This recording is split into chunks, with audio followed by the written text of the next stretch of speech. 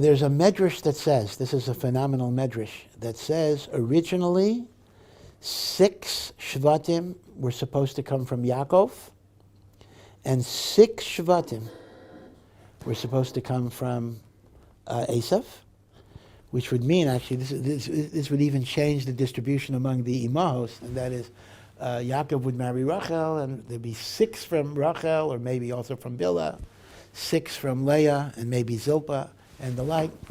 And that was the original plan. And in fact, this goes back to I can't be married in all of this.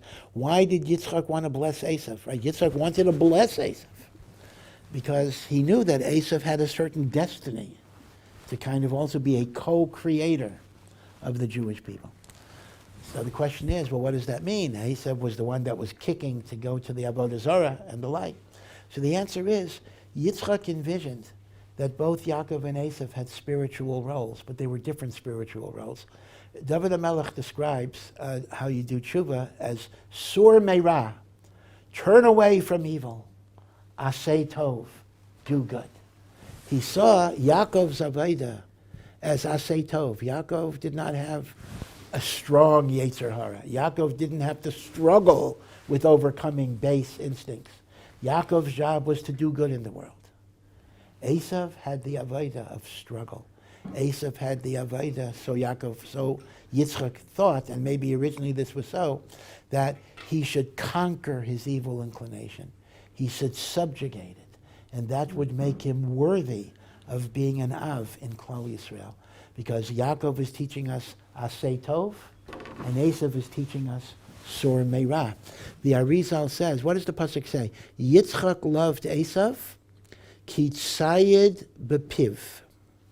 Now this is actually a little difficult to translate, but tzayid is that which you hunt. Bepiv is in his mouth. So the simple meaning is that Eisav would serve Yitzchak food that he hunted.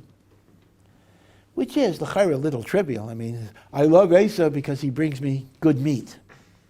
By the way, it says Eisav was such a skillful hunter because Yitzchak would only eat things that were shechted. So how could he eat animals that Eisav had hunted? Eisav could shoot an arrow, and it would sever the veins in the neck. It was a kosher shechita. Eisav could do a kosher shechita by shooting an arrow. That was his great skill. So that's the simple meaning. But the Arizal has another interpretation.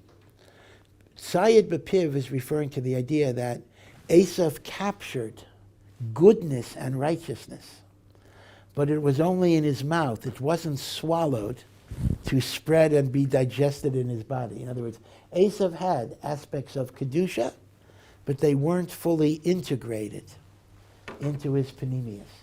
And Yitzchak thought by giving Eisav the bracha, he would be able to integrate that holiness.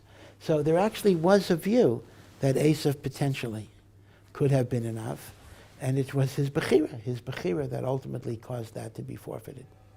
Now, this is always complicated because God knows the end of every story. I mean, God knows Eisav is not going to make the right choice. But Hashem allows things to play out. Hashem allows the situation to make that choice possible, even though Hashem knows what the end of the story is going to be. And that was the story of Yaakov and Eisav.